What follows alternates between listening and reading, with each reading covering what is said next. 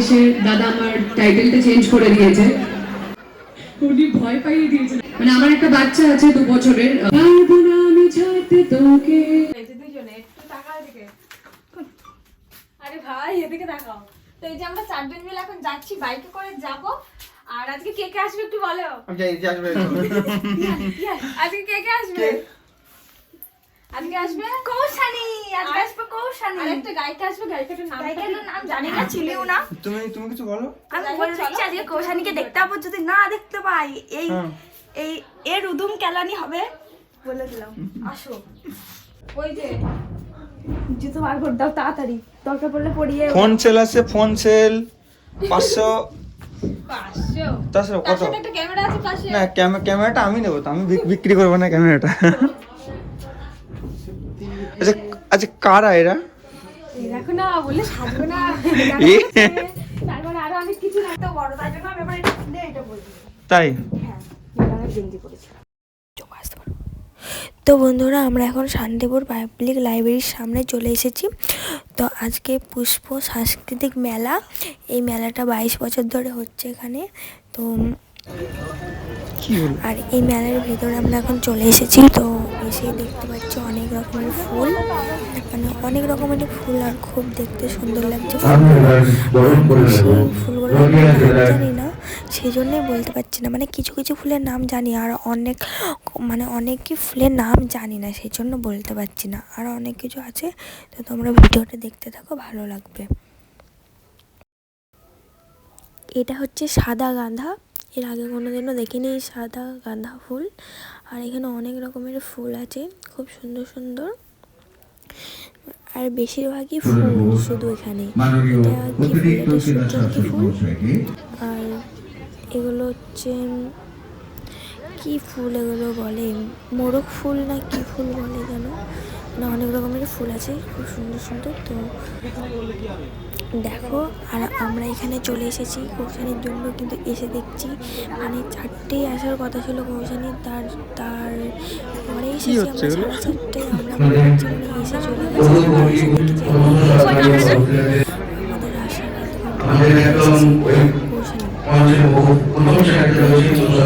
খুব খুশি হয়েছি, আমরা মনে করছি যে এসে চলে গেছে। তো দেখতে থাকো ভিডিওটা। আর এটা হচ্ছে হলুদ কফি, ওখানে আছে বেগুনি কফি।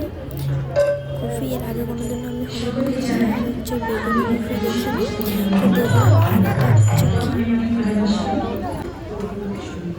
ক্যাপসিকাম লাল,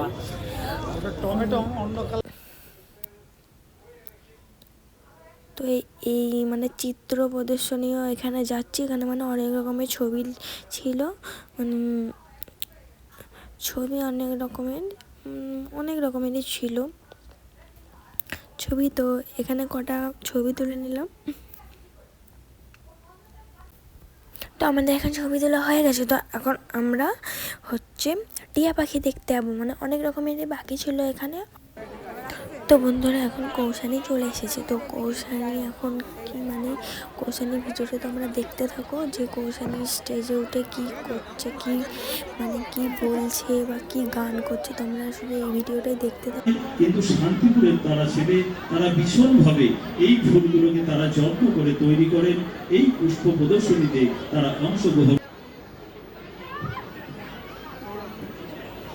প্রথমে ভাবছিলাম যে কথা বলবো কিনা, কারণ এখানে এসে দাদা আমার টাইটেলটা চেঞ্জ করে দিয়েছে। কৌশানী বন্দ্যোপাধ্যায় তো আজকে উপস্থিত নেই, মুখার্জি এসেছে, তাকে দিয়ে কাজ চালাও।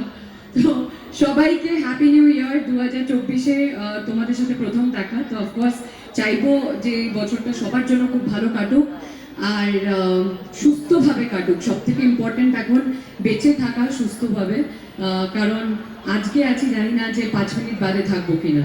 তো প্রত্যেকটা মুহূর্ত মানে ইম্পর্টেন্ট যে আমরা সেটাতে বাঁচি।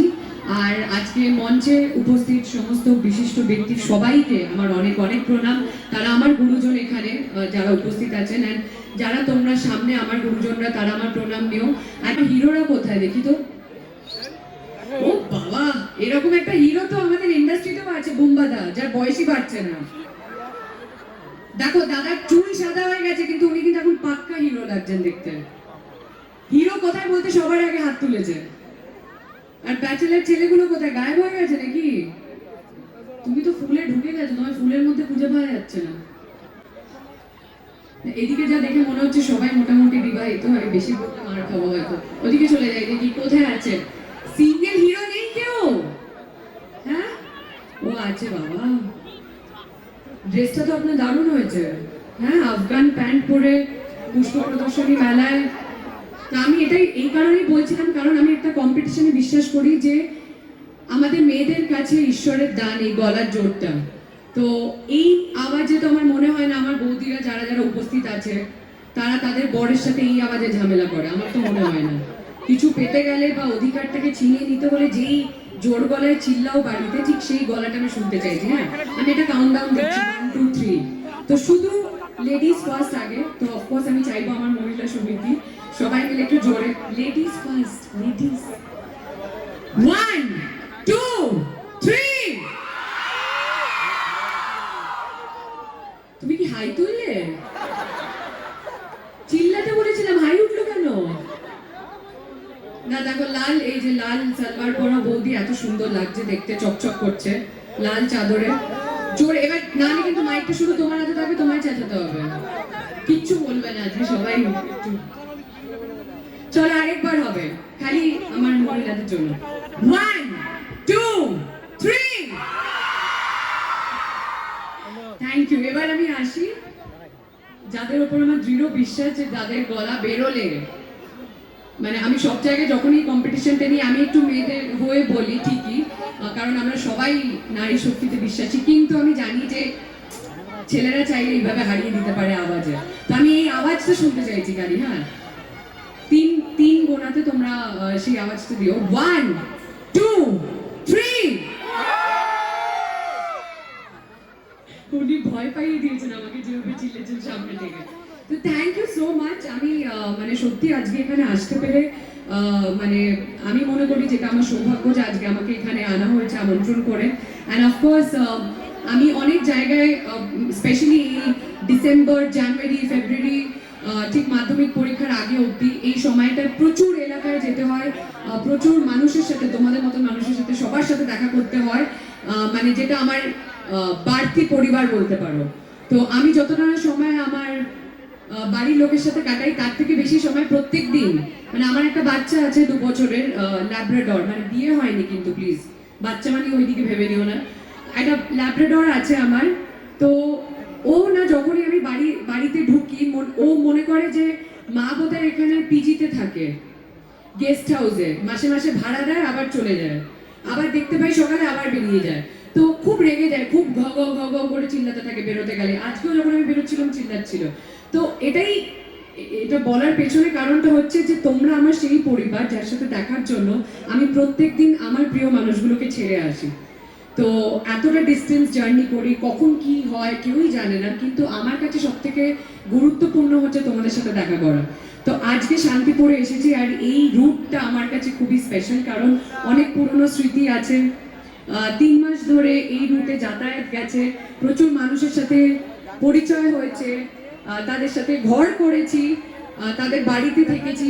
তো আমার মনে হয় না তোমরা সেই জায়গা থেকে আলাদা, তোমরা সবাই এক। সো আজকে তোমরা আমাকে কৌশানী বানিয়েছো। তো অফকোর্স এখানে এত জায়গায় শো করি আমি, কালো শো ছিল আমার মেদিনীপুরে, আজকে যখন এখানে এলাম এই মিউজিক্যাল একটা নাইট যেটা হতে চলেছে তার সাথে এই পুষ্প প্রদর্শনীকে জুড়ে দেওয়া, এই পরিকল্পনাটাই আমার কাছে একটা দারুণ মানে আকর্ষণীয় বিষয় লাগছে। তো যারা এই থিঙ্কিংটা নিয়ে যারা এই পরিকল্পনা নিয়ে চলছে গত 22 বছর ধরে, এত সুন্দর করে মেলাটা সংগঠন করা বা সেটাকে এত সুন্দর জায়গায় মানে এত আর্টিস্ট নিয়ে আসা, তো আমার মনে হয় অলরেডি মেলাটা এত ভালোবাসা পেয়েছে সবাই। আমি চাইবো আগামী দিনে আরো বড় হয়ে উঠুক, আরো বড় বড় আর্টিস্টরা আসুক। আর ডেফিনেটলি আমার মনে হয় ফুল যারা ভালোবাসে না তারা মানুষই না, তারা খুনও করতে পারে। আমি তো ছোটবেলা থেকে আমার মা বাবা তাই বলেছে। তো এমন একটা জায়গা আসতে পেরে আমার আজকে নিজেকে ভাগ্যবান মনে হচ্ছে। Thank you so much. আর আমার মনে হয় দাদার কাছে কিছু প্রশ্ন বোধহয় মনে হয় আছে নাকি? না, আমরা যেটা কথা বলছিলাম যে আপনি তো অনেকটা ব্যক্তিগত লাইফটা বললেন, তার বাইরে আপনারা আর কি জানতে চান? আগামী ছবি জানতে চান? দিদি বললে তো এত আওয়াজ উঠছে, কিন্তু তারপর তোর আওয়াজগুলো নেই। তাহলে আপনারা কিছু জানতে চাইছেন না তো আর কিছু? দেখো, ছবির কথা আমি বলতে চাই যে ছবিটা এমন হয়েছে এখন যে বাংলা ছবি কি হয়, আমরা ইভেন বড় বড় হিন্দি ছবিও, ফোনটা এমন একটা জিনিস হয়ে গেছে না, বা ওটিটিটা, যে আমরা চাই বাড়িতে বসে বাড়ির রান্নাটা হবে, সাথে খেতে খেতে কম্বলের তলায় দেখে নেবো ছবি, বা সিরিয়াল যেমন দেখছি ঠিক সেইভাবেই ছবিটাও দেখবো। তো এই জন্য কি হচ্ছে, আস্তে আস্তে বাংলা ছবির সংখ্যাটা কমতে থাকছে।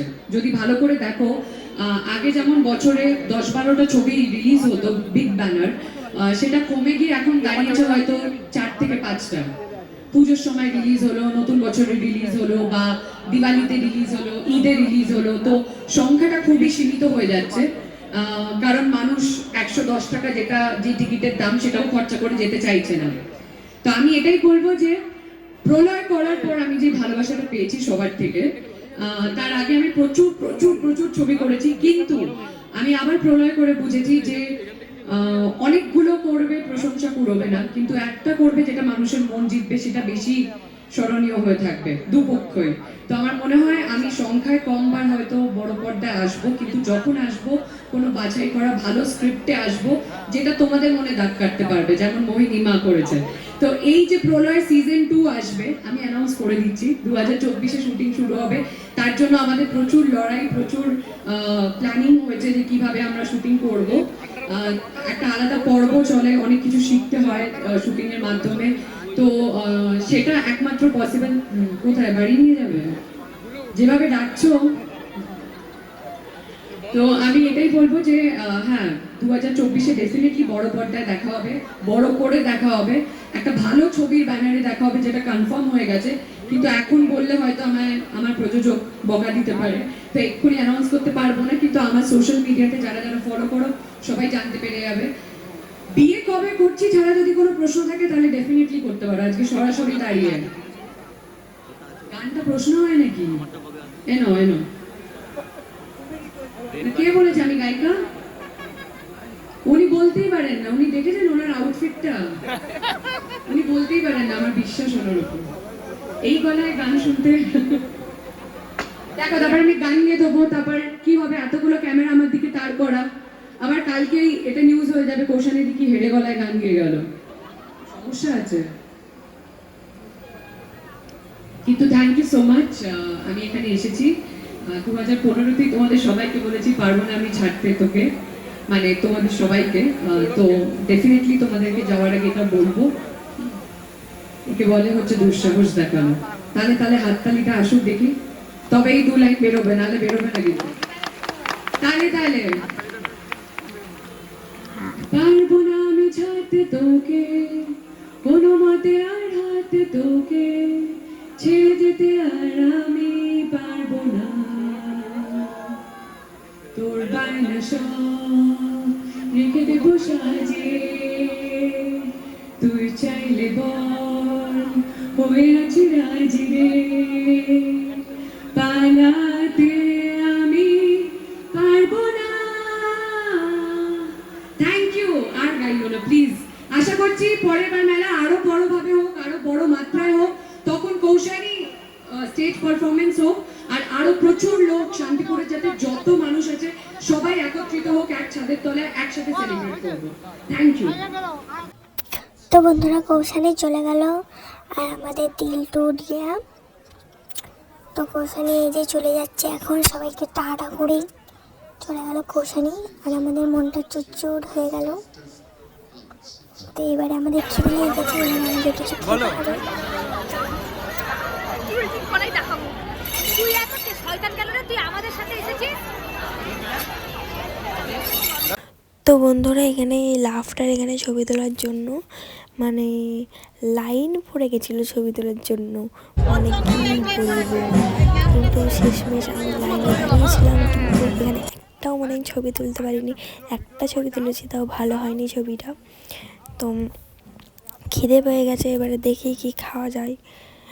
তো দেখি কি খাওয়া যাক, তো বাইরে যাওয়া যাক এখন মেলার। তো আমরা এখন বাইরে চলে এসেছি মেলার। তো এখন আমরা কি কি খাচ্ছ? এবার জিজ্ঞাসা করার কি আছে? তার কাটা মাল আছে সত্যি 100 টাকা নিয়ে আসবে অচিন্তা সত্যি তার কাটা দেবো বানাই ইচ্ছা করে এরকম করে। যেটা হচ্ছে আমার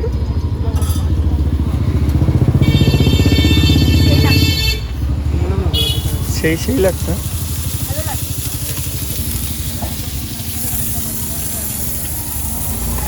ওই দেখো অর্ধেক হয়েছে, এখানে অর্ধেক আর এখানে অর্ধেক জোড়া।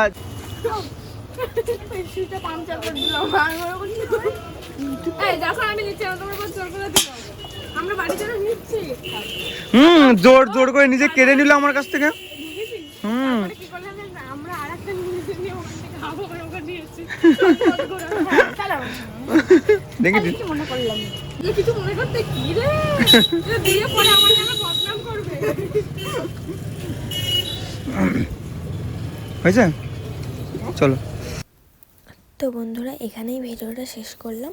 তো পরের ভিডিও আবার তোমাদের সাথে দেখা হচ্ছে। তো এখনকার জন্য tata, bye bye, good night.